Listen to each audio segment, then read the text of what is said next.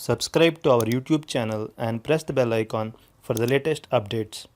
How to make your channel subscription public on YouTube. When someone visits your channel, they won't be able to see all the channels you are subscribed to.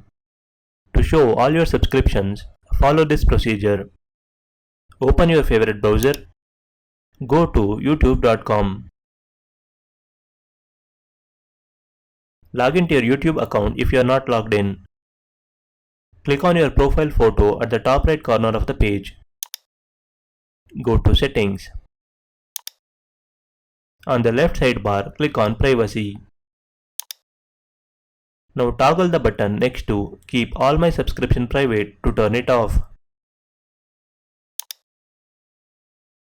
All your subscriptions are visible now. If someone visits your channel, they can be able to see all the channels you are subscribed to.